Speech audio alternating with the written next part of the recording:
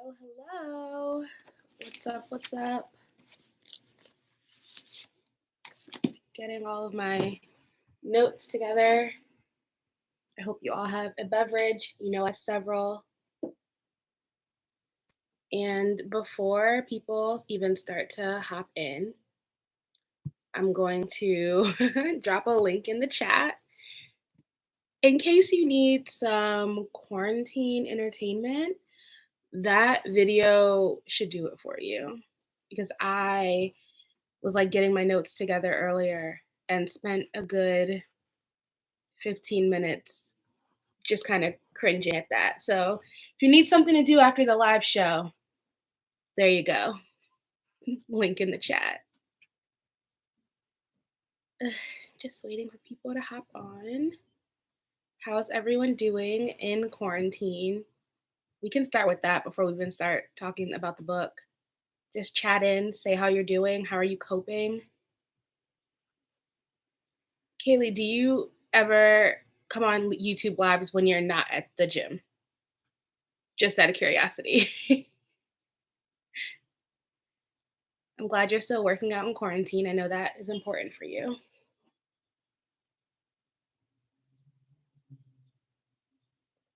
Hi.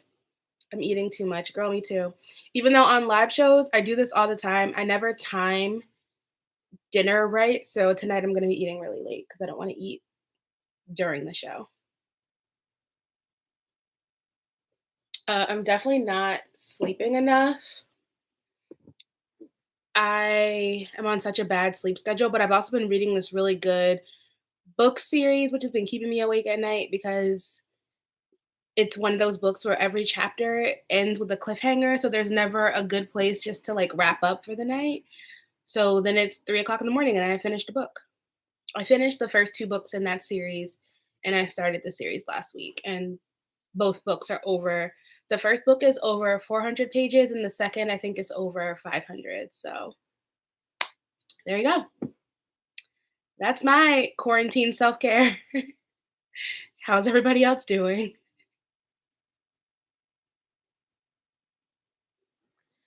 I always have the chat set to the wrong thing where I don't see all the people. There we go. Actually, been reading a lot of articles. Yay. Yeah, there's a lot of really good thought leadership happening just like on the effects of COVID overall. And I don't want to like make this a COVID chat, but yeah, I feel like we're gonna have another swell of articles on how more people are reading fiction after this because there was like a big swell of that after the election, and I think we're gonna see another one because people are stressed and fiction helps relieve stress. Work from home is odd. Office calls being forwarded myself. Oh, I would hate that. One thing that is really bothering me is that now I feel like there's too much work in my personal space, and I hate that. I hate that like work is just being forced into my home when my home has always been such like a work-free zone, and that's really thrown me through a loop, but we'll make it through. Hey, Janky. Yeah, I hope you read all the bingeable reads, Kaylee. I'm being personally attacked by my Goodreads challenge. Okay, so there was a book blogger who a while ago had this like viral tweet, and it was her like a video of her entering her Goodreads challenge, and it was just like, I'll read whatever I want. I'm not here to live up to the expectations of a robot. And I feel the same way. Like I feel like my Goodreads challenge is more of a tracker and less of a challenge, if that makes sense. Trying to find balance. We're all trying to find balance. We are all trying to find balance. Would you consider releasing a first chapter of your book in advance? No. Not at all. Nope, nope, nope. But I might release other writing that I've done, but you won't see anything about this novel until it's finished and hopefully published. I'm in empath, so I've had to distance and I've been a book nerd lately and so happy. So low key quarantine is kind of great. Yeah, that's the good thing. Like I like that I can be on a Zoom call for an hour and then be like, okay, I've earned an hour of reading and then just veg out for a while. And you don't, even if you have an office where you have like break spaces, you don't have that flexibility. You don't have that freedom to just be like, okay, I just did 2 hours of hard mental work and now I'm taking a reading break. And now you do, which is great. Yeah, I feel for all the parents. I don't know how you guys are doing this homeschool life because being a full-time parent and a full-time teacher cannot, it's hard. So shout out to you guys. I hope you are drinking and taking care of yourself in other ways, but also drinking.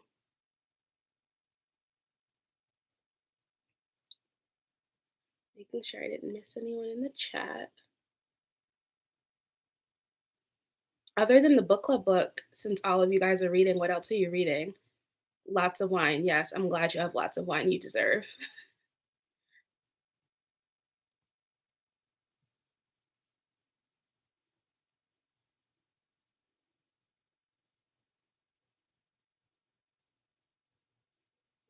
I've been on a big YA fantasy kick lately. The last 3 books I've read have been like YA sci-fi fantasy.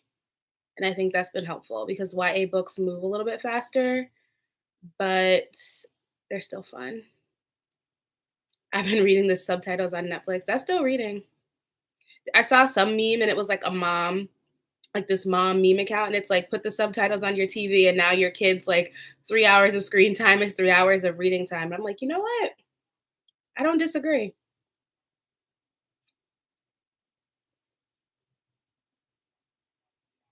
All right. Well, if we're all done talking about our quarantine survival strategies, we're going to do like we always do at the beginning of every live chat, say what you rated the book. I am so excited to talk about this messy, messy book. It is one of the messiest books I've read in so long. Such a mess. Such a mess. So, and I found this book because a podcast that I was listening to kept talking about it. And I really didn't want to read it because the way that it was being pitched sounded more like it was Harry Styles. What's his little boy group? I keep wanting to say Day 26, and that is the complete opposite of what this group is. What is the name of this group? One Direction. Is Harry Styles in One Direction? Yeah, yeah.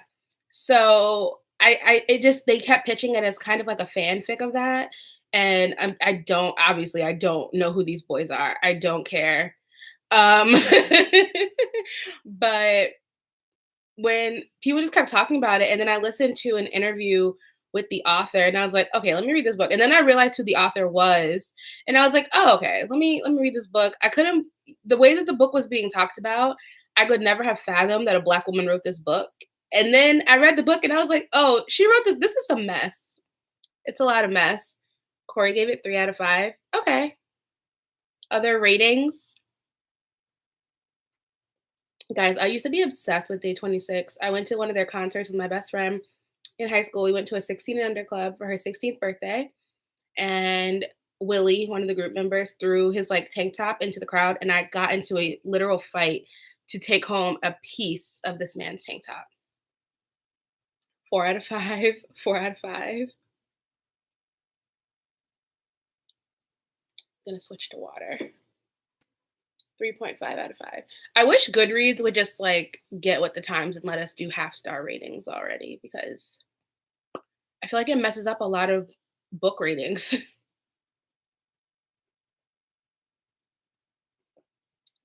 All right, I gave it 4 out of 5 stars. And let me tell you why. So, I first of all, let's just talk about ratings in general because I think a lot of people will see or in like recently have seen me give books 3 stars. I feel like everything I read in March, I rated 3 stars and people are like, "Oh, you've been hating everything you read." But for me, a 3-star rating isn't bad. A 3-star rating is a good book. Like, I had fun. It was nice. There was nothing wrong with the book. It wasn't stellar. It didn't blow me away. I might not reread it, but it was good. A 4-star is like a very good book, and then a 5-star is like excellent. Could not find many flaws with it. Would 100% read again. For me, the big thing that sways me between a 4.5 and a 5 star is would I read this book again? So yeah, I gave this 4 stars. I thought it was great. It was a page turner. I was into it the whole time.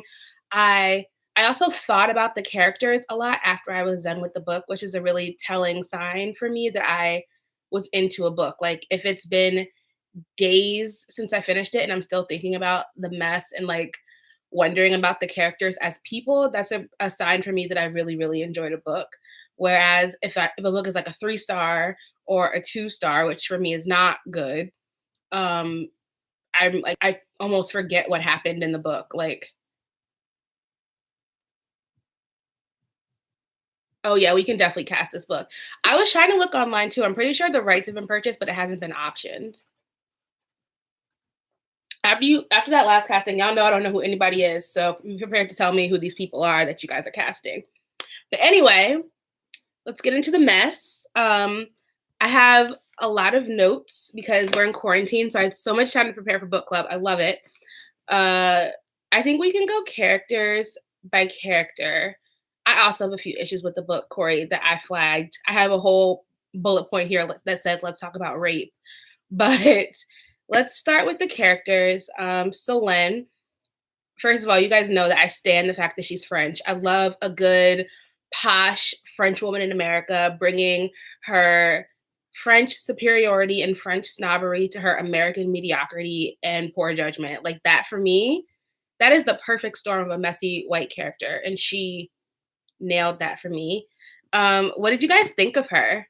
I will say one thing that I appreciated about her is that I think that in a lot of romance novels, especially, the woman love interest is always written to be very like a disaster. Like she's always a mess. She doesn't have her life together. Her career is a mess. Like I mean, just think it wasn't a romance novel, but think about Such a Fun Age. Like Homegirl did not have her stuff together. She was literally aspiring for a job that would pay her enough to live in poverty. And with Selene, it's like this is the first time I'd seen a character written where she she's divorced, but she's clearly making her own money. She has an amazing lifestyle. She very easily moves amongst this like very elite, wealthy, art loving group. She is successful. She has a daughter who she seems to be raising. Well, we could talk about how she's raising her daughter, but who she seemed in the beginning to be raising really well. She's doing well for herself. She has this like European air to her. She seems well liked by people. Um, and it seems like she makes good choices overall. Like in the beginning, it seems like she's just a regular 39-year-old woman living her best life, trying to raise her daughter in a way that like brings her closer to her so that she's not like a scarred child of divorce. And she has it together. Like you don't read the first 2 chapters and think like, oh yeah, I could see this woman making these choices because she's a mess. At least that was my perception of her. But I'm curious to see what you guys thought of her. I think there's always a lag too.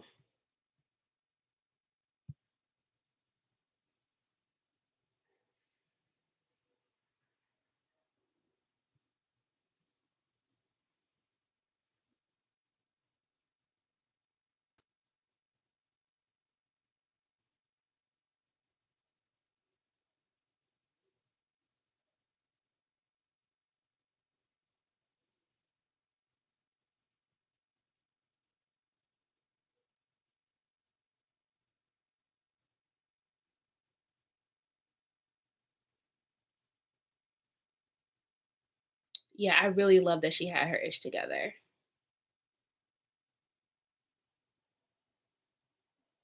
She frustrated me. She frustrated me too because she was just way too smart to be making these decisions that she was making. Was the story believable to you like overall too? Like did you buy it? Did you buy not just like their story, did you buy their romance? I felt like the whole time, I feel like for the first half of the book, I was not rooting for her. I was like, girl, what are you doing? Like, go have your night of fun and then go home to your daughter. And then towards the end, I was like, when it started to get to the end of their relationship as things were fizzling out, I was like, I don't know if I want them to not be together.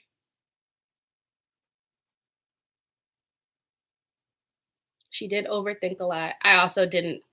I okay, so this is how much time I have in quarantine. I have some tabs in the book. Where did I write? This is the part where I was like, I cannot believe this woman is doing this over this 20-year-old boy.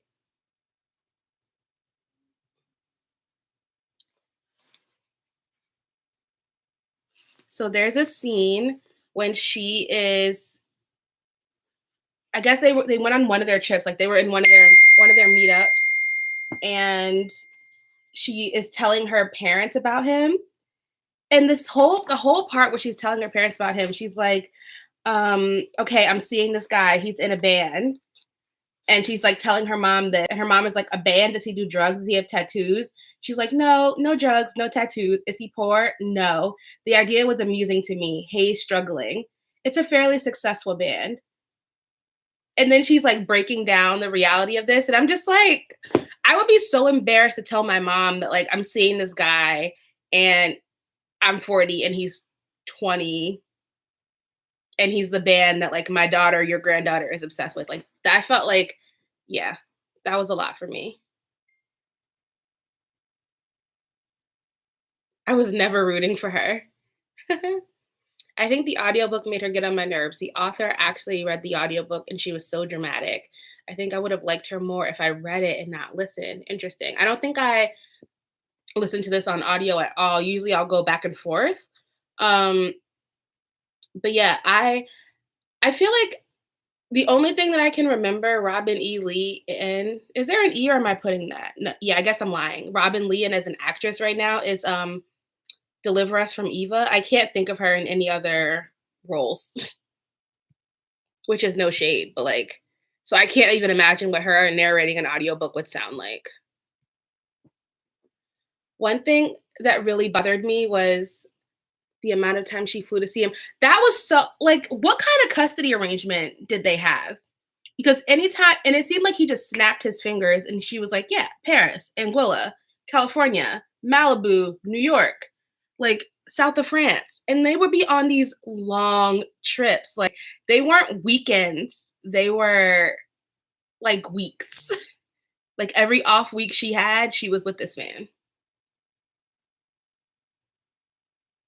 Okay, so I didn't think the writing was bad. I thought the writing is actually what made me give it uh, a 4 star.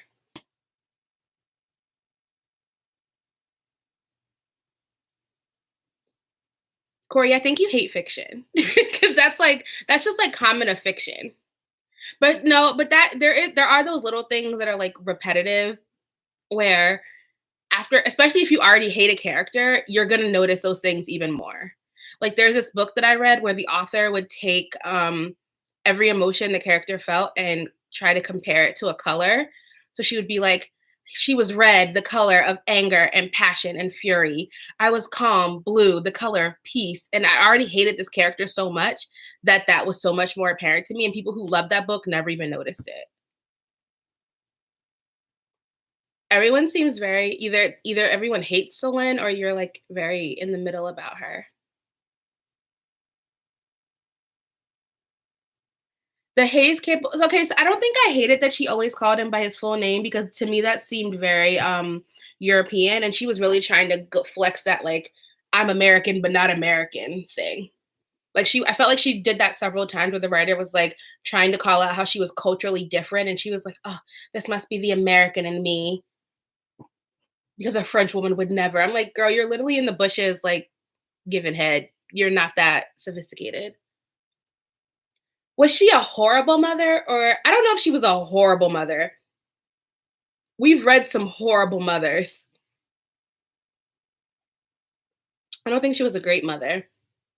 What did you guys think about not only her relationship with Isabel, but Isabel in general? Like, were Isabel's reactions realistic? Because I didn't think they were realistic.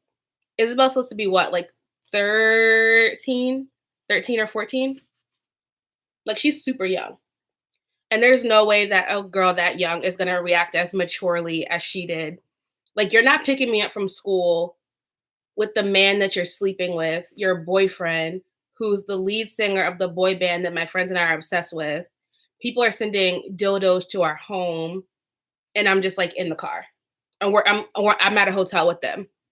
Like we're and everything is fine. My mom is sharing a hotel room with the man that I have a poster above my bed of, and everything is fine. It's like no 13-year-old could process that in that mature of a way. I at 27, if my mom came home and was like, Amber, this is Trey Songz. He and I we're very close.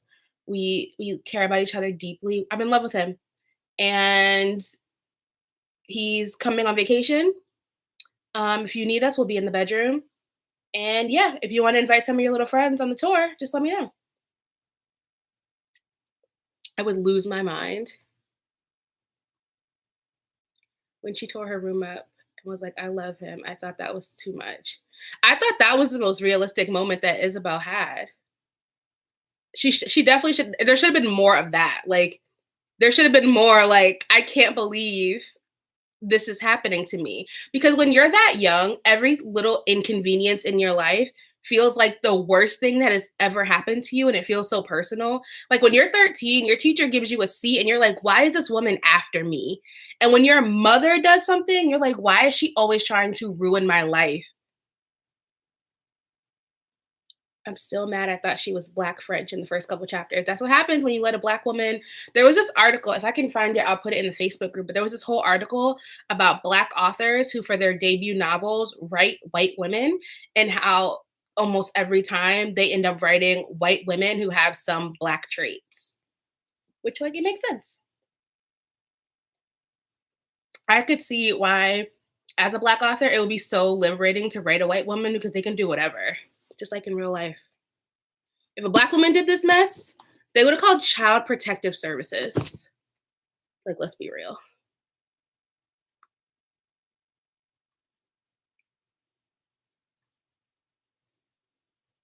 She was a terrible mom. You guys hate her.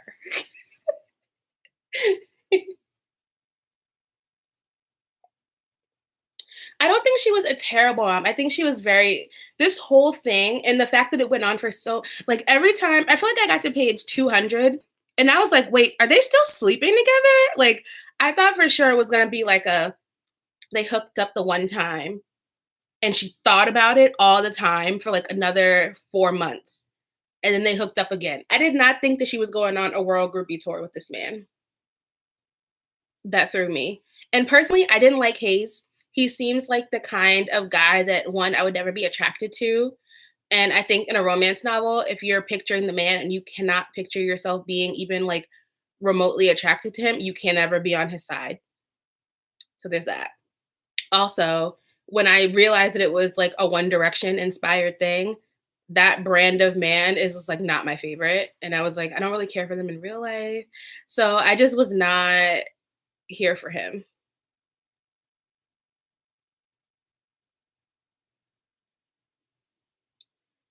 What else? What else? So yeah, Hayes I could have kept. Celine I didn't hate, but I understand why all of you dislike her. I always skim through the book first, and when I saw the chapter for countries, I knew it was going to be bad. Yeah, once I realized that we were in a different city every chapter, I was like, oh, this is going to be some mess. That's when I knew it was going to be messy. Okay, so I think I agree that it was not a believable 20-year-old, like a general 20-year-old. I do believe it was believable for a super rich British 20-year-old. It was very much like how in Gossip Girl, these kids were like 15 taking town cars to clubs and getting in and taking their girlfriends on $500 sushi dates after school. Like in the same way that it's just like he lived a different life. Like he had literally been filthy rich since the day he was born. And I could see that. Like that's how to have the confidence to treat her the way he was treating her. He could not have been born to a middle class family. That is a rich flex. I think even at 23, like when you're that rich and you just understand that, and not only that rich and that famous, like to get whatever you want, it's a snap of your finger. You come to the table with a different kind of confidence. Like a regular 20-year-old, the 20-year-old that works at the mall that she probably sees every week would never have had the confidence to approach her. But he did because he realized, like, I'm not your average 20-year-old. He was a bit of an old soul, like he wasn't an idiot. He was smart. He met this woman who he was enamored with and realized that, oh, she's into art. He read a book. Like he wasn't typical. And I believe it because I just think that that is such a common caricature of like a super wealthy young white man. He was like Chuck Bass. If that was Chuck Bass, you would have believed it. Chuck Bass was like that at 18, and he wasn't famous. He was just rich.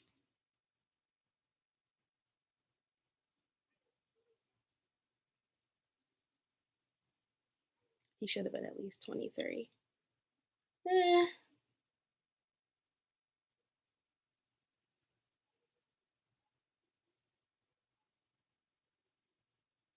I love that more than one person thought that Solon was black. I wouldn't have hated that. I wouldn't have believed it though, but I wouldn't have hated that.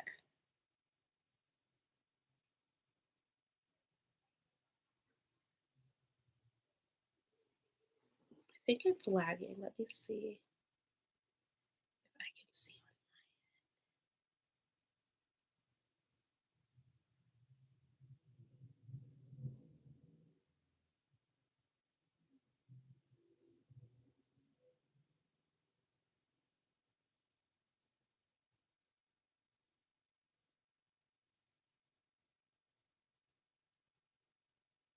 Yeah, it looks like there's a lag. Yeah, it looks like there's a lag. Yeah, it looks like there's a lag. Ah, so I'll wait for you guys to catch up.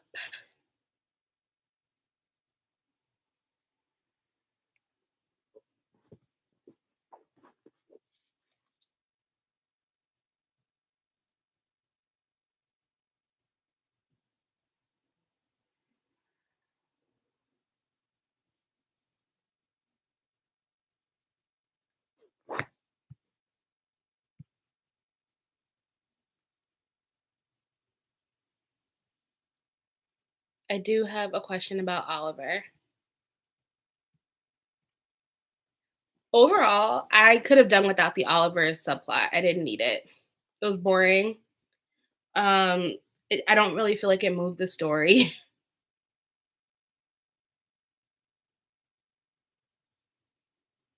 The Oliver plot wasn't addressed enough.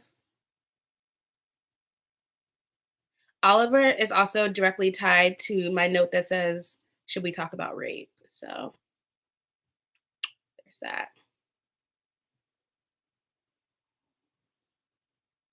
The reason was supposed to be, what was it? Like it was Hayes and Penelope. He knew that like Hayes and Penelope had been together or whatever. I honestly did not even care. There were too many unfinished subplots. I agree. She did a lot. I think there were too many characters in the book, honestly. And we didn't need any of them because none of the other ones moved anything else along. But let's talk about Oliver and some of his like overall rapey vibes. I marked a quote that I wanted to read.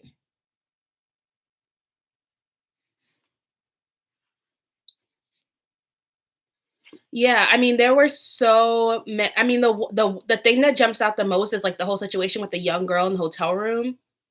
Like that was for Solène to be a 40-year-old grown ass woman and a mother and see this girl in the situation, her only concern is getting her home safely, not asking her like what happened to you, like yes, the whole thing in the stranger's mansion was very rapey. I feel like every scene that Oliver was in was rapey. Okay, I found it. This is on page 325. And this is when they're at the hotel. This is when they were in tour. What city is this? I think it's New York. I think it was after the Grammys. Oh no, it's South America. So it's after the Grammys, they're on tour. and they're at the hotel, and there's one scene where she is leaving the bathroom and she bumps into Oliver, and she asks him, she's like, "Why do you insist on messing with me, Oliver?" And he goes, "Because I can, because you let me. Guys will try to get away with as much as they think they can get away with, even if it means screwing with their friends. Ask your boyfriend. He wrote the book." Like the overall vibe of that, like he just exudes white male rape culture. And I don't understand why he was put in the book if it wasn't to call out that. Like she either should have used him as a full character to address the problematic rape culture in these like in this music industry culture overall, because it's not just boy bands, or he could have been left out of the book because the whole feud with him and Hayes did nothing. Every single scene that he was in was so cringy and so creepy, and the fact that he was doing it to a grown woman was worse because the things that he said to Solin, like imagine what he was saying to these underage girls that are in his hotel room. I thought the thing where Hayes freaks out because there was that time when that one girl went into his room and then tried to like throw herself off a balcony. I thought that that was like that was there was he did not take any responsibility for that, and I thought that was problematic.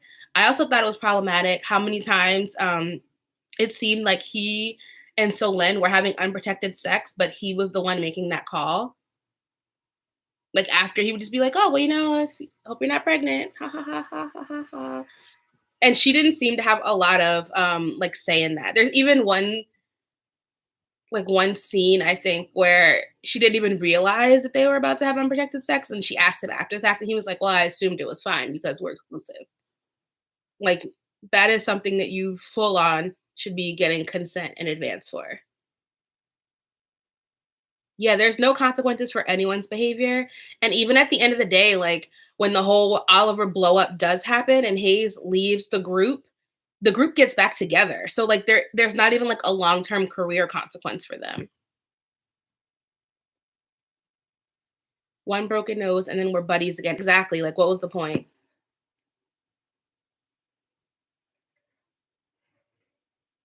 When Hayes first mentions the girl on the balcony, I 100,000% thought he was gonna say like, and afterwards she put this story out. And honestly, because it's not really like the circle on that is never closed, and we never hear from that girl. As far as I'm concerned, like if something happened, I wouldn't be like shocked or anything. Yeah, I made a choice. Like that's not how consensual sex works. You don't get to just make a choice. You ask if something's okay, and then you can perform an action after you get consent. Like I think that this book is, I think, was came out in 2014, 16. It's not super old, but I will say in like romance novels that are coming out now, 2017 this came out. That's crazy to me that there was not more explicit consent, because I feel like one thing that is like almost like becoming a genre criteria is that any open door sex scene that you write needs to have explicit consent. Like unacceptable. The end did happen very quickly, but I was also really ready for the book to be over by the end, I will say. Definitely ready. Um okay, towards the end, did you think that they were going to break up? Because it took me a long time to accept that they were actually in a relationship. Like when they met each other's parents, I was honestly shocked. And like I feel like the last page is so sad because you realize that Solin was so in love with him, and I'm just like, I hope that at 40 there is nothing about me, lifestyle wise, emotional development wise, progress and therapy wise, that would enable me to be so in love with a man who I would never be like equally yoked with. Like I don't ever want to be in a position where a 20-year-old man is so appealing that I'm doing this 400 almost 400 pages later. One day they stopped long before I had stopped loving him. Like that would be great if that was Isabel's diary. I think that's crazy that that was your reality. I was waiting for confusion about about consent, the way he acted the first time they had sex. She made the girl in Tokyo seem like generally unhinged. Yeah, like he very much pinned on her, like, oh, she came to my hotel room and everything was fine, and all of a sudden everything wasn't fine. Like there were two people in that hotel room. After a while, I was like, okay, the book gotta end. They're not gonna keep saying hi to each other for 100 more pages, so they either had to break up or a tragedy had to happen. Yeah. I knew they were gonna break up. I didn't think she was gonna break up with him. I thought that, like, it was gonna be much more dramatic, like, he would find some, like, 20 something and sleep with her, and it would end, like, more mess, basically. I thought that she was going to basically, maybe that goes back to you all saying that she's a bad mom, because in the end of the day, she did it. She kind of, in a way, was finally choosing, like, her life and her family and Isabel, and I didn't think she was gonna choose Isabel. I thought she was gonna keep making that kind of selfish choice to be like, I love him, I want him, until he finally gave her, like, a tangible reason to walk away from the mess. And I guess he kinda did when he left the group-ish. Well, no, because at that point they were broken up, but then he did that, like, drop by at her house, which, like, is such a that's how you know he was 20. I feel like there's no 40-year-old man that after we break up would do a drive-by like that. Yeah, the 2 breakups was excessive. And also, like, he was he on drugs a little bit? Because I felt like towards when the breakup started happening, he was very emotionally unwell. Like the way that he was being very possessive, like the word, even the way he would talk to her, like, I'm here forever, always. I'm not going anywhere, ever, never. Like every time they laid down together, I was just like, are you good?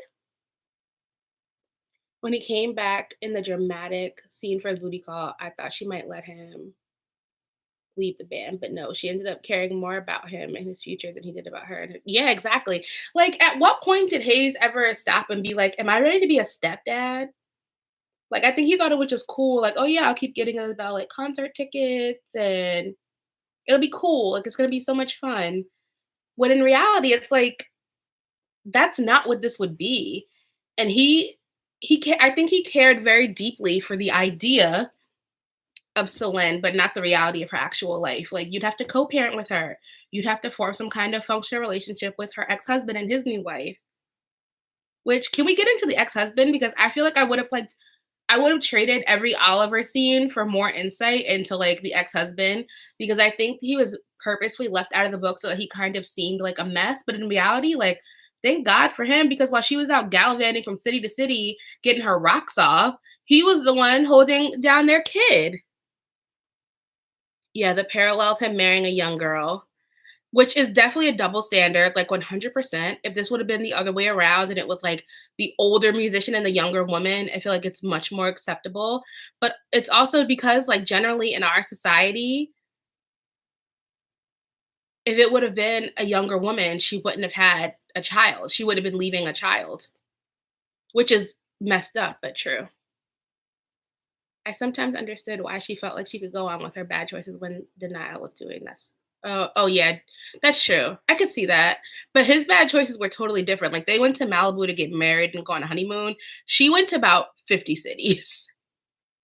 I was so mad when he finally realized while standing in her room how fucked up it was and then went right back to what you have a kid. Yeah. He was 20. One of the themes of the book was clearly like ageism against women. It definitely felt like older women lost. Like, even in some of the scenes where it would be, like, Celine's art friends, like, I personally felt embarrassed for her in all those scenes where she's surrounded by, like, her colleagues, essentially, and she's talking about Hayes as her boyfriend. I thought that was embarrassing. Yeah, and the sad thing is, like, the way that it all came down in the end, like, when the pictures come out of them, like, on the island and she's, like, getting a little something something from him, and then, like, the hate mail, the graffiti on the side of her gallery, like, she is her legacy now instead of like, oh, she's this like big deal in the art world, it's like, oh, she's the old lady that was like messing with that boy band guy for a year and then got dumped. And he's gonna Like, you know how these stories go. Like, Hayes is gonna find some like cute actress or singer or model or whatever, and what happens to her? And it's funny, I listened to an interview with the author, and she says that this is not a romance novel, it's a love story. And that's why that there couldn't be a happily ever after. That's why there couldn't be a happy ending, because not all love stories have happy endings, but romance novels generally do, which is interesting. I was also surprised at the ex-husband not being more of a lawyer stereotype, uptight and quick to bring up custody. I think that he wasn't quick to bring up custody because he didn't want to.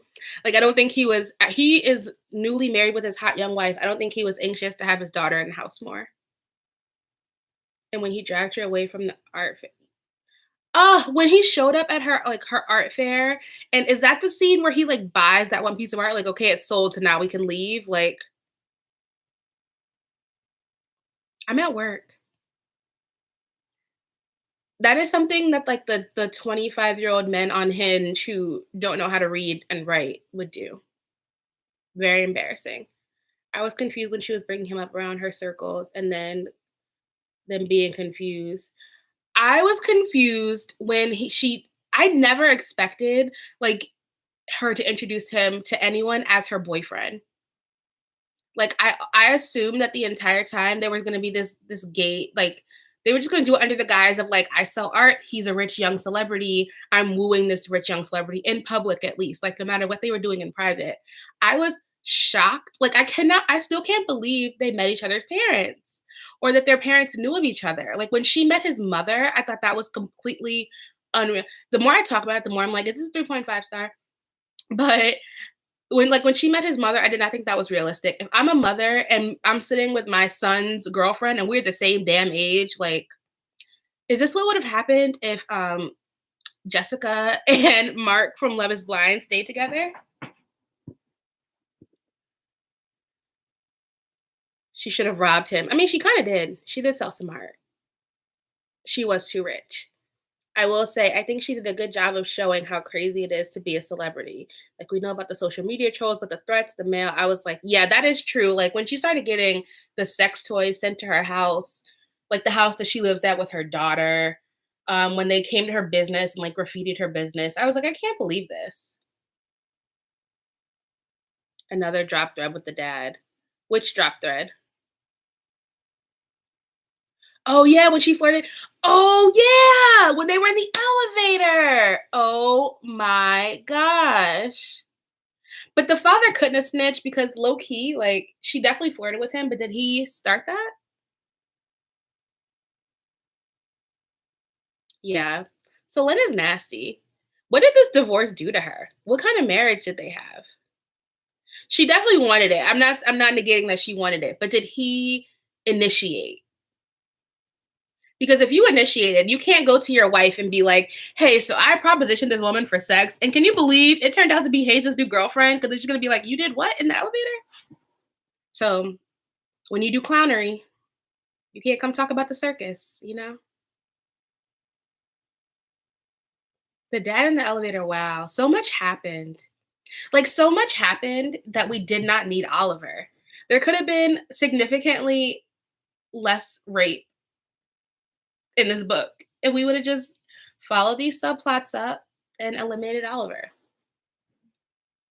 Back to the painting. So Lynn compared him buying the painting to take her out as white slavery, and I would never forgive her. Did that happen?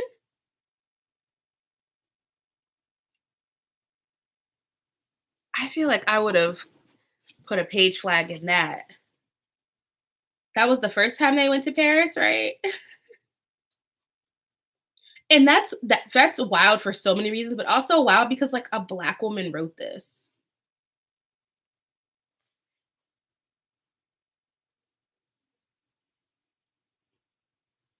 I'm literally looking. If you have the page number, please drop it in the chat, Corey.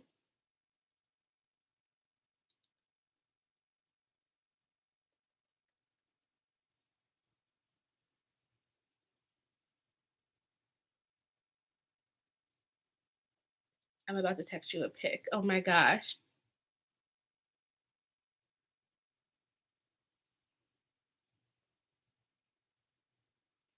I feel like I'm close to it.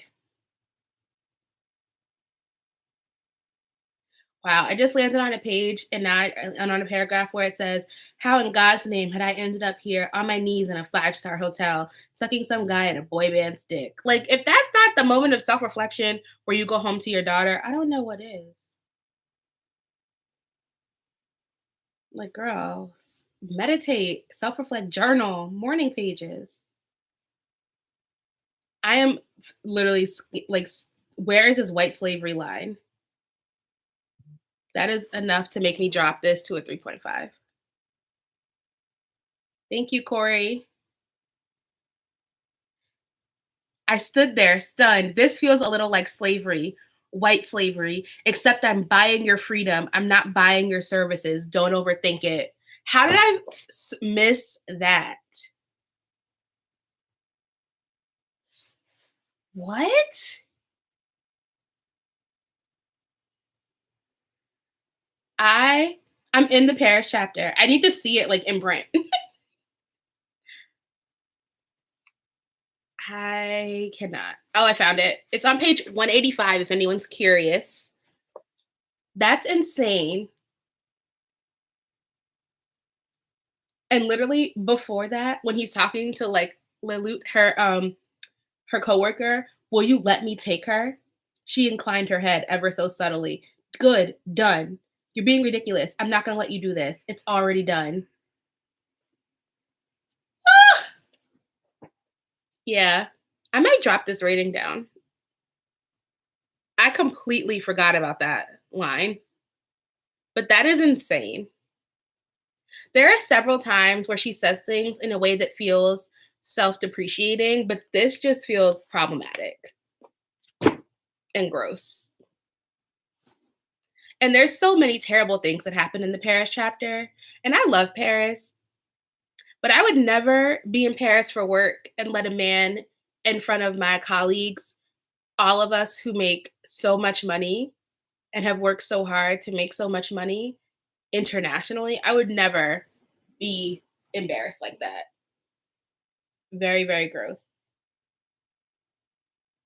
This is why we have these conversations because you go into a book and when you read a book, you're so emotional.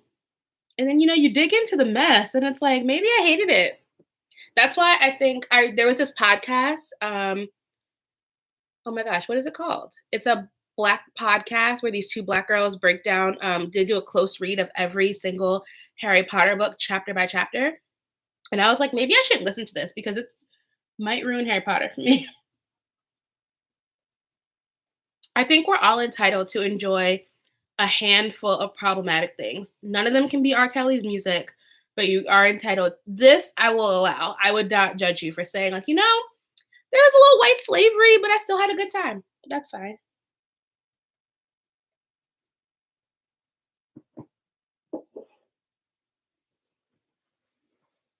The podcast is called Wizard Team. I'm gonna remember everything slowly because I'm drinking wine and I didn't eat dinner. Yeah, the podcast is called Wizard Team, and the group that does it, they're called Black and Nerds, and they also break down like other nerdy shows like Doctor Who and all that stuff. But yeah, it's cool. Nerd stuff from a black perspective. I enjoyed the smut. You can honestly, okay. The sex scenes in this book, top two, and they weren't number two. I thought they were fantastic.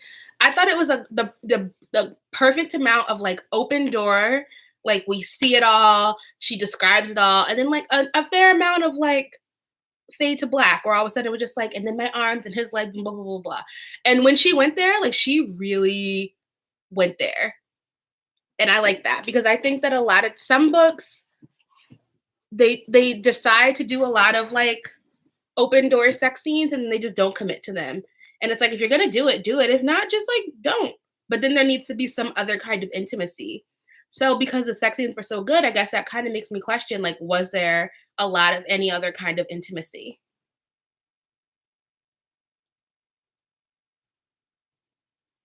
Yeah, we can't talk about Paris anymore. The whole scene, that whole chapter was a mess. It was enough and good. Exactly.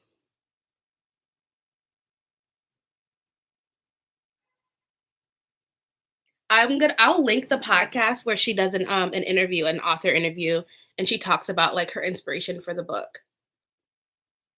I feel like I wish I knew more about her as a person. She was definitely the opposite of a prude. Like, you're in the bushes at a stranger's house. The boat paparazzi scene was just like, and she reacted so calmly. He was like, I have to tell you something. I think I bookmarked it because I was like, at 27, I would not have reacted that way.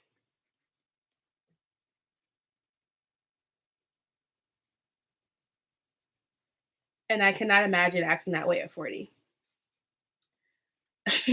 I'm going to show you something, okay? But you can't freak out because there are people here. It was barely a whisper. I may as well have been reading his lips. Did someone die? No. Did you get someone pregnant who's not me? He almost smiled. Almost. No. Okay, I can deal with it, but I couldn't. On his phone, he pulled up a celebrity gossip blog, and there in big, bold colors was a photo of the two of us on the back of a speedboat at Dog Island. First of all, Dog Island. And there was no mistaking what was going on.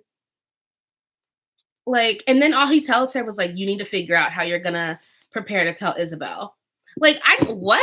That would have been the moment for me where we broke up. I think when they weren't having sex, they talked about what city they were gonna meet up in next to have sex. TBH.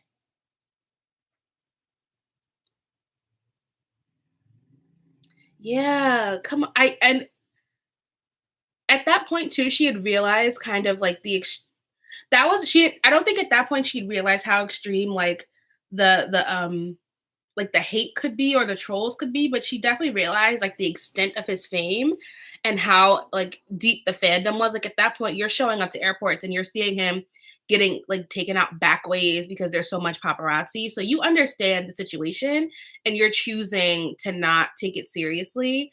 So what did you think was gonna happen? I quickly glanced at her Insta today. Oh, we're stalking authors now. I love it. If that was me, I would have just had to laugh. Like, duh. Right, like, you were on the ocean and you were just like, "Oh, look at all these people out, so, you trying to" That's 100% true. Yeah, I'm pretty sure every conversation between trips was just like I'm sure he hit her with a couple, like, "What are you doing?" in the middle of the day, and then she was like, "At work as per usual," and he was like, "In the studio, hungover, tired, getting ready to go to Tokyo, can you meet me? Getting ready to go to Milan, can you meet me? Getting ready to go to Paris again, can you meet me?" Want to meet my parents? Like that's like I would love to have seen the conversation like when he told his parents about her.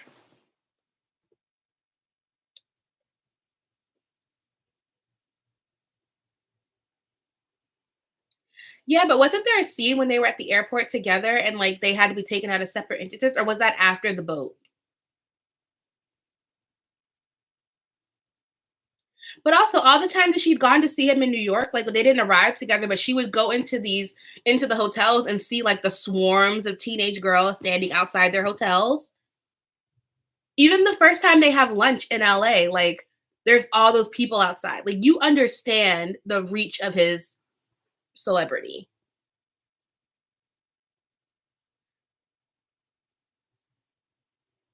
Aspen was the first time. Aspen was a mess too.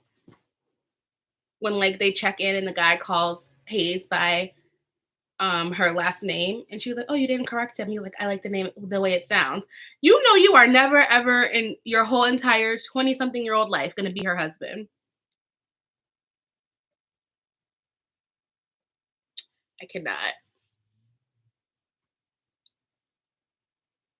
And you also understand how crazy his fandom and like celebrity is because your daughter is the reason why you're here because she's a super fan. You've seen her almost die to go backstage to meet these guys. You get it. Yeah. Yeah, after as soon as the pictures came out, she was like, "Oh my gosh, he's a celebrity." Like you knew that.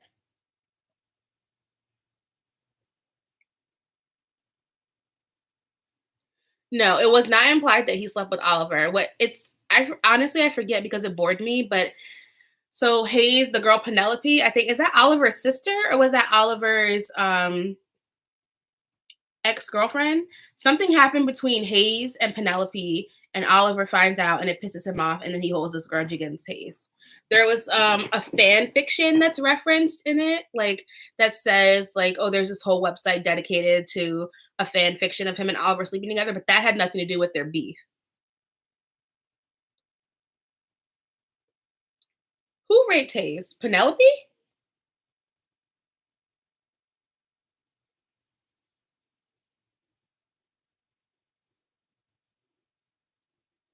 Accusations in the chat.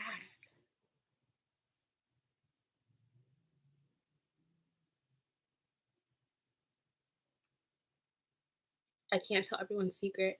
I think that the secret was that Hayes. Oh yeah. Oh yeah.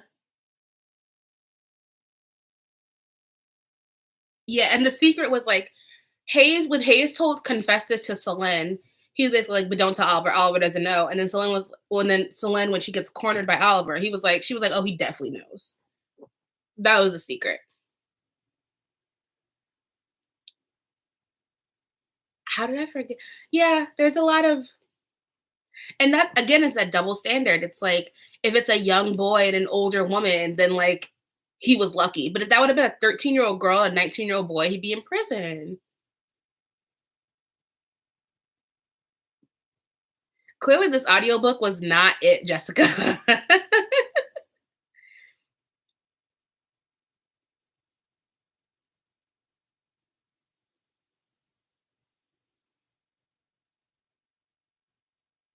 The one who kept assaulting is very vaguely implied that he had something towards Hayes. Okay, was I the only one that missed this? I remember Hayes talking about there being like a bunch of fan fictions that implied that they were sleeping together. I did not get from all. I could totally see with the way that he reacted to stuff that maybe Hayes. No, actually, I couldn't. No, that was just like the fanfic thing. I don't think it was implied that Oliver. And that was also a thing with One Direction. I found out in my sleuthing. Um, One Direction, there's like a bunch of fanfics where a bunch of the group members are like sleeping together. It's bizarre. It wasn't. She read it like Days of Our Lives. Yeah, Holly, which is like that's not even a good couple mashup name. Holliver sounds astute. Always. O's. All right. Where have my notes gone? I wrote in my notes, did anyone think at some point that Selene was gonna get pregnant and have to do like an emergency abortion? Because I did. Especially once Hayes started getting real casual with the condoms.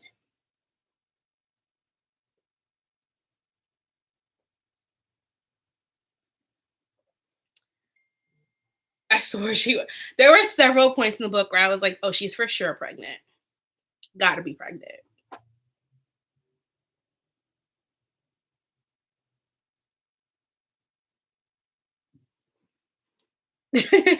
Corey, I didn't realize that you sent that screenshot of the book to the group chat.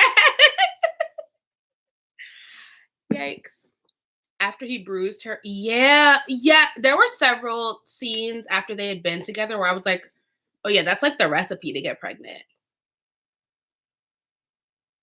All that love with no glove. Exactly. If you're trying to mention people also in the chat, I think you have to do a plus sign. You know, Google is special. Honestly, I also don't understand how she didn't get pregnant. There should have been an epilogue. What if there was an epilogue that was like 2 years later And it's like Celine in France with Isabel and this like toddler. And like I watched him. He looked just like his father.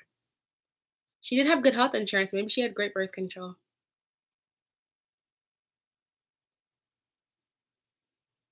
And then asked her if she remembered. Yeah, that was sick. Like, he had no respect for the fact that she was a whole parent.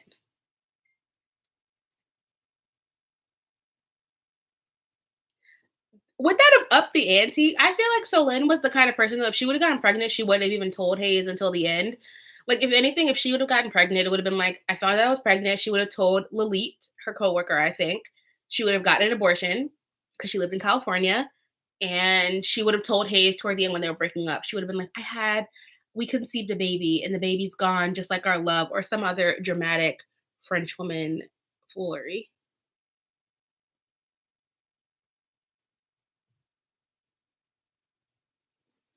There kind of is an epilogue. I'm like, do I have the wrong copy of the book?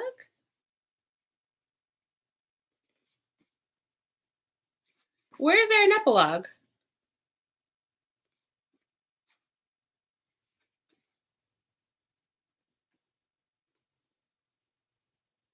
My book ends with his last couple of texts. Oh, it's online somewhere. What happens in the epilogue? Is there a toddler?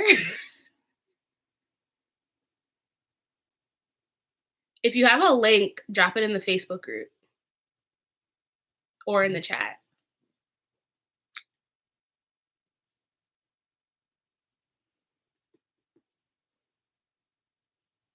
Because that's interesting.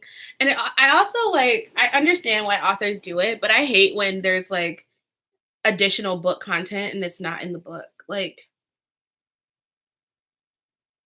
put it in the book. That's what the book is for. And get angry at it. No kid. He shows up at her door. 10 years later, he shows up. I don't even want to read it. That's so upsetting. Does he show up at her door with his new wife? He's 30 and still pining over this for. I did not think they were in. I thought it was a really good lusty lust story. I did not buy that they were in love. Hi, Semi.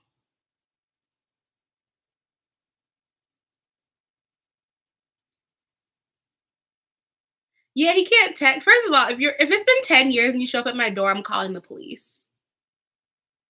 Immediately calling the police. They were 1000% in lust. And it was a great lust story across the literal entire globe. How did you feel knowing that this boy was 20 and is taking this woman around the world, making her neglect her maternal duties? And like, when's the last time a guy took you to Cheesecake Factory? She was 100% stigmatized. They definitely don't have each other on Facebook because Hayes is young. He only has an Instagram. He doesn't even run it himself.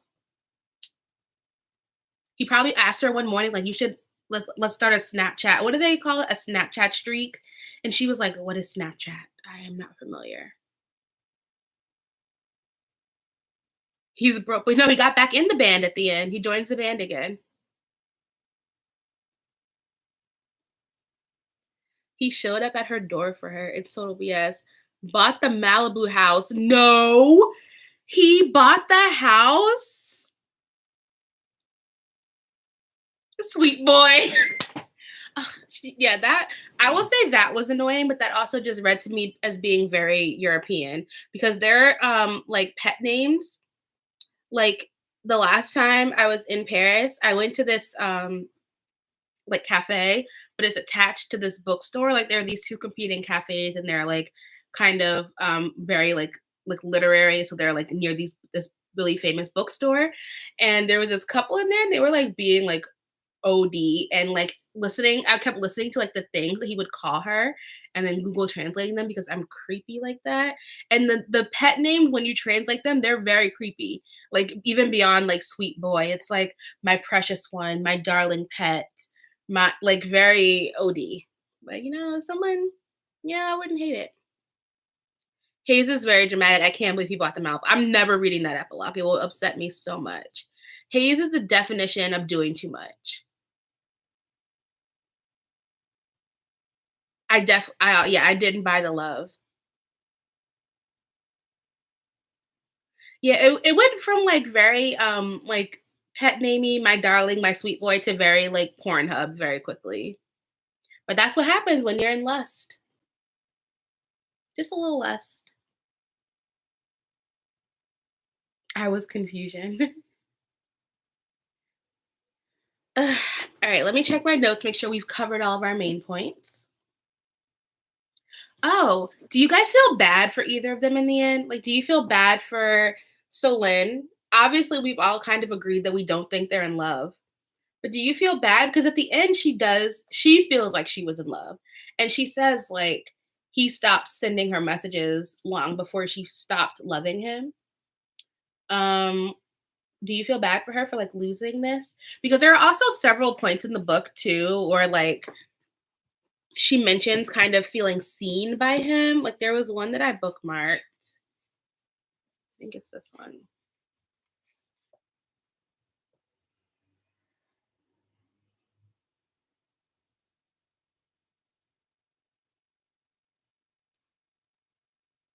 Oh yeah. So this is also the Paris chapter before it all gets messy, and she talks about how he booked the penthouse at the Four Seasons, insisted I stay with him instead of the apartment I typically rent. He upgraded me and Lilith's tickets from business class to first class without either of us being the wiser. A lovely surprise greeting us. I wanted you to be well rested when you arrive. And part of me thinks that a lot of those little things that he did, like those small gestures, were kind of controlling because he could and he was so obsessed with her. But also there like or like the moment where he references a painting that she had mentioned and she's like, "How do you know about that?" He's like, "Oh, well, you mentioned it, so I read up on it." Like there are several key moments where you can tell that he sees her in a way that other men have not seen her. But at the same time, it's like you deserve like she's smart enough and accomplished enough to deserve to find that in a man that also was going to be her equal, and Hayes was not her equal. Isn't it crazy how someone was just like, just ignore it, Izzy. Don't read the tweets or Google. Like, what? That's all 13-year-olds do. Like, that's how you help your daughter cope. No, 100%. And also, at the same time, she's telling her this every day, she's actively like reading the comments, reading the tweets, Googling her name, literally Googling like Celine Hayes Campbell girlfriend every single day, and then telling her daughter, like, yeah, don't read the comments. It's fine. I guess I felt bad for Hayes. Why do you feel bad for Hayes? Because I didn't feel bad for Hayes. Hayes had a like what like a year of like probably the sex of a lifetime. He had a beautiful woman on his arm, and he's been traveling the world making music. He wrote that song that was like their biggest hit. He's doing all right. I felt bad for her because I'm like, girl, you're going through it. You just set yourself back like another 2 years of therapy. I think because he respected her job as if no other man could do that. You can tell, yeah, I agree with that. He definitely like but I also think it was kind of this being in awe of her because he was so young. He couldn't fathom anyone having built what she built because his success had happened in a much different way. But he did have some kind of like respect and admiration for her professionally. And it seems like her husband, her ex-husband, maybe didn't. But it's also interesting because he definitely was making her choose. Like even in the Paris chapter is just full of trash, but there's a line in that chapter where he says like, I miss you so much. I can't go all this time without seeing you. You need to quit your job or something so I can see you more. And I'm like, if a man told me that, I would block him. Yeah, he makes an effort. And you can tell like Daniel's a lot of things. He doesn't seem like he was the type of husband that made an effort. I think if you look at it in the ageist perspective, you can feel bad for her. Sis was having a midlife crisis. Yeah. And I think that's why I do feel bad for her. For her, I think it wasn't necessarily like a "I'm in love" thing, it was really like a, "I need to feel, like, desired and appreciated and sought after in the way that he did," and I think it's a shame that the way that she found it was in a package that was just never gonna be tangible. Because she in the first 2 chapters, she's, like, legit. Like, until she starts really messing with him, I kind of liked her, before white slavery. I think she went for the first one since Daniel who made her feel good. She was ready and he just fell into her lap. I agree. But isn't it also weird because it seemed like she ran in such like, I don't wanna say elite, but, like, she ran in circles where it doesn't seem like there would be a lack of eligible, wealthy, sophisticated, educated men. Granted, the stereotype of those men are that they're a little bit more like they're the Daniels and they go after like their new young woman after they get divorced. But like there wasn't one nice guy in that realm that she could have had this experience with. I don't know. I don't know. It's a shame.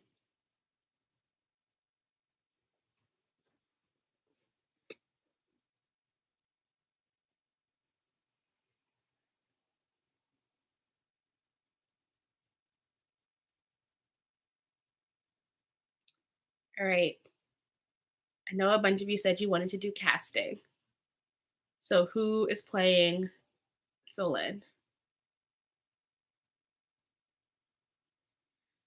I swear, the more we do these, I promise I'll get better at knowing actors too. I don't think she was ready. I think being with him allowed her to realize she was ready. Did it? I hope she goes to therapy. I think this was a huge setback for her. Who's who's Camilla Bell? That sounds familiar. Welcome to the part of the night where you guys put names in the chat and I Google all of them. Oh yeah, I don't know this girl.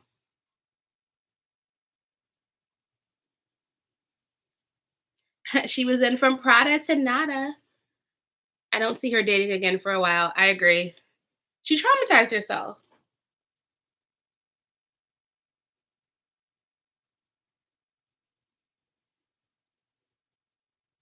I don't know this girl, but this is not how I pictured Solène. I pictured her looking like maybe like a Heidi Klum, but not with Heidi Klum's personality. Who are actresses I know? This is hard. I can picture the face of someone who I could see being her.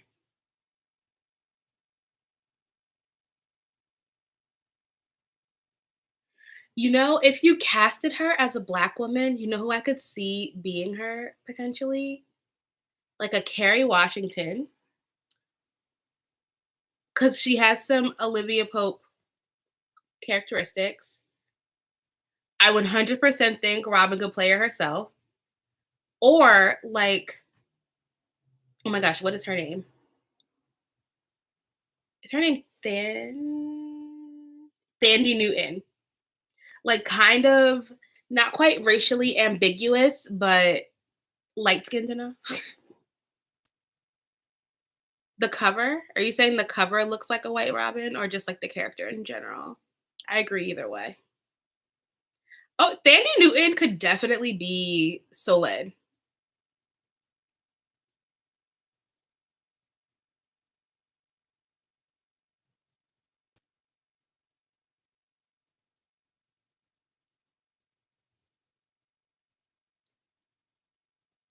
I would say,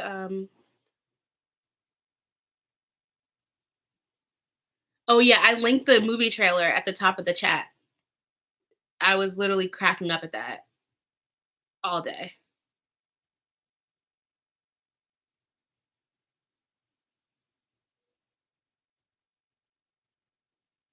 And I guess is the only person you guys see for Hayes this what's his name? Harry Styles.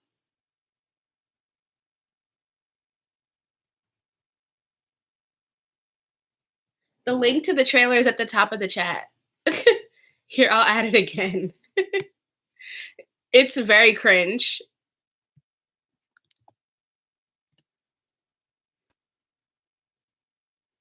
I think there's more than one too, but that's like the extended version.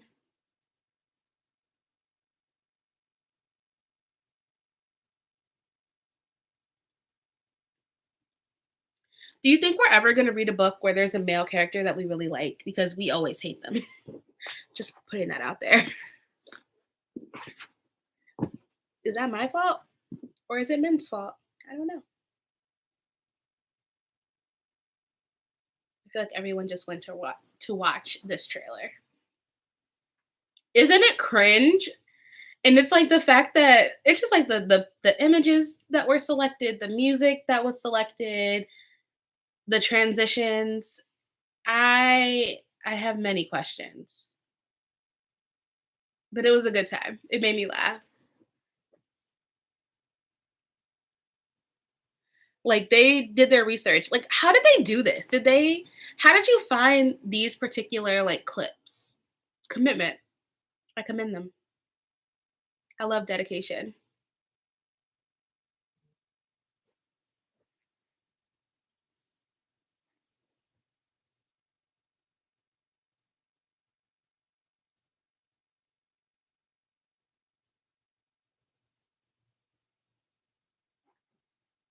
I feel like in order to develop the female character, we just get the crap guy.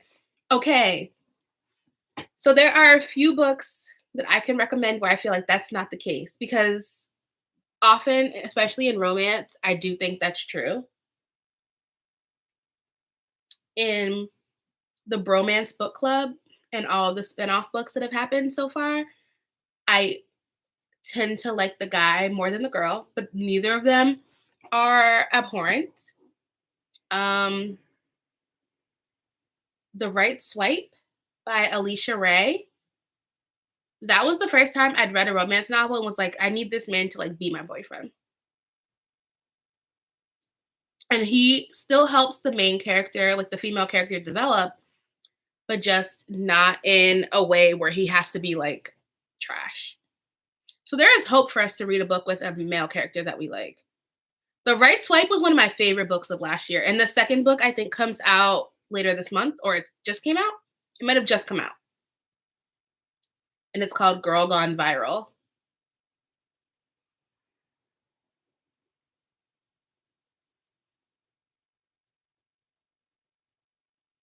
I think it just came out. Paperback. Yeah, it's out. Let me order this actually because that book is phenomenal, and I will read anything this author writes.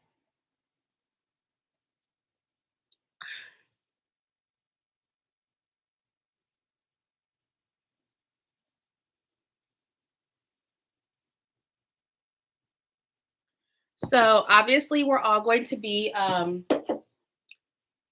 in quarantine for the foreseeable future. So, what kind of vibe for a book do you guys want next? Because personally, like at the beginning, I was reading things that were super light. Like I just wanted to read romance and like easy light books, like mess, like this. Now I'm like deep into this dystopian YA fantasy series, and I'm loving it. But also I get that it's like a weird time. So since you guys tend to be the most like active in book club, I figured we can talk about like what kind of vibe for a book do you guys want next? Like, do we want to do literary fiction? Do we need a thriller? Because like the only thing scarier than what's outside could be what's in a book. Like, what kind of vibe are you guys feeling? Something funny. And we can do like another light, funny thing. It doesn't have to be a romance. I can find that for us too.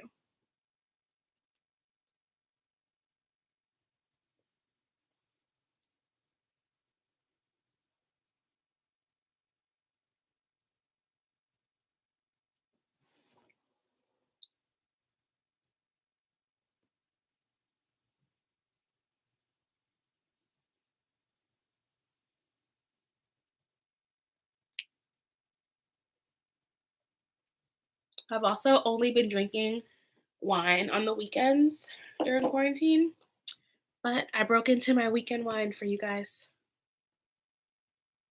I've been reading heavy stuff, so I would love a lighter read. Cool.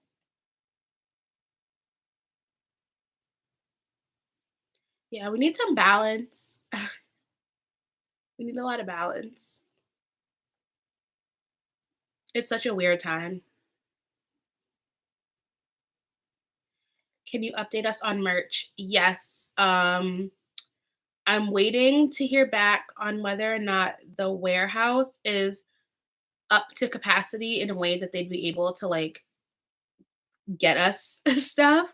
If stuff is if it is picking back up, there will be 4 new pieces of merch dropping whenever that happens. As of right now, the original 3 designs won't be available because we've had so much trouble keeping the actual, like, shirts in stock. But yeah, 4 new pieces of merch dropping. 1 is self-care themed, 2 are book themed. Actually, 3 are book themed. So, and obviously, like I did last time, like Book Club will get a discount at the launch. So I will keep you guys posted. You guys will know first when bookish merch launches. Designs are being like finalized and I'm excited. I just need to make sure that I can get stuff out to you guys safely because I don't want any nasty packages coming to my house, and I'm sure you don't either. I would love somewhere with a non-American character. Ooh, I have a book in mind for that. I wouldn't mind doing something from the dystopia thing we've been reading. Okay. No, it's fine. Aaron, to take my $1,200. Listen, if you want to give me your Trump check, it is an investment in a black-owned business. Honestly, with all like and I don't like mind ever sharing like how the business of like content creation works. The merch has literally just been to like keep stuff afloat, you know? Like, and for me, it's like I've seen people, and this is like maybe this is the wine, but like shady tea hour. There are so many influencers who drop merch and the prices are absurd. Like people have told me that I am underpricing everything, but then I go and look at their collections and they're like selling crew necks that are the exact same brand that I use, the exact same printing methods that I use. So I know the costs are like probably on the back end about the same and they're charging like double or triple what I am for a sweatshirt. And I'm just like not okay with that. I want you like the whole point of me doing it was to be like, wow, people really support me. Like I say, read a book and people read a book and show up to talk about it on a Monday night. The least I can do is like put something dope on a sweatshirt that people can wear when they're at the bookstore. So yeah, I won't take all of your 1,200, but there is merch coming. And it's been so frustrating because I finished a few of the designs were actually ready like right when everything shut down. And I was planning to do a launch on my birthday, which was March 18th. And now it's April 27th and the whole shop is closed. So that's been fun. But yeah, Rhoda, she didn't care. She shut the whole world down.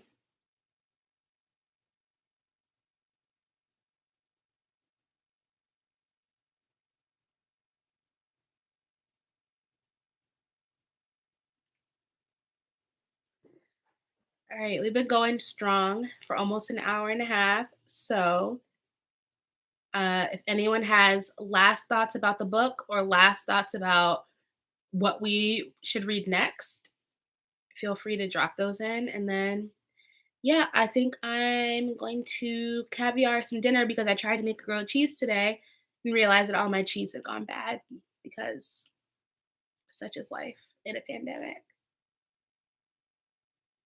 you know.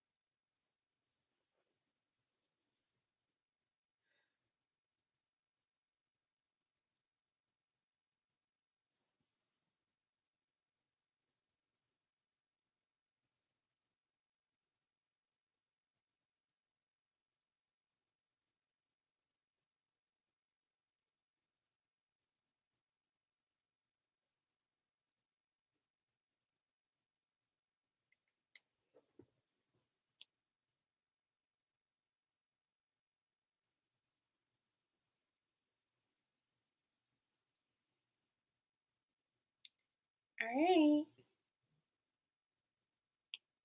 All right, guys. Thanks for spending your Monday night with me. I hope you guys are all healthy and safe and doing well despite the chaos. I'm going to announce our next book by this time next week so we can, do what we have to do to order. Because I know that Amazon is being like a little bit difficult with getting things to people quickly. Also, I'm going to be using links to a website called bookshop.org. They offer slight discounts on books, not as deep as the discounts you would find on Amazon, but they donate a portion of all of their proceeds to support independent bookstores. Independent bookstores obviously are really taking a hit during COVID because no one can go shopping. And if you're going to order a book online, like why would you not order through like a site like Amazon where they can get it to you relatively quicker? So bookshop.org is already raised over $1 million for independent bookstores. I've already placed an order through bookshop.org and I can attest to like their shipping times are actually pretty good. I feel like from the time I ordered to the time I received my books, it was maybe a week, which is great because at this point you're getting the same shipping time with Amazon.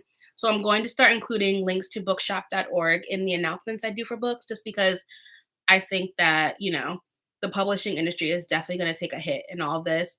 Authors are canceling their tours left and right. Book publishing dates are being pushed back. Like, I had one publisher reach out to me today and basically said that every physical advance copy of books that they were planning to send are no longer being fulfilled and they can only send digital versions of advance copies.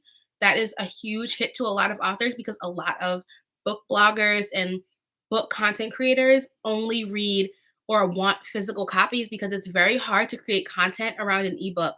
When there's no book cover to take a picture of on Instagram, like it's hard. So a lot of those books aren't going to be read in advance, which is sad. So yeah, I'm going to announce our next book. Thanks so much for letting me know kind of like the vibe you guys want to go for. It seems like people are open for a little bit of anything, just not super, super heavy. Um, so I definitely have some options that I'm going to go through. And I think I'm also going to start including bonus books because so many books are being turned into movies and shows. Like I feel like half of Netflix and Hulu are just book adaptations right now. So if you are like me and you like to read the book before you watch the series, I'm going to start doing a bonus book, picking a series, reading that book, and then we will watch the show together. Like I think I figured out a way that we can watch the show live and react live together. So stay tuned for that. But yeah, stay healthy, stay safe. Details on merch will come as soon as I have them. And yeah, wash your hands and have a great night. All right, bye guys.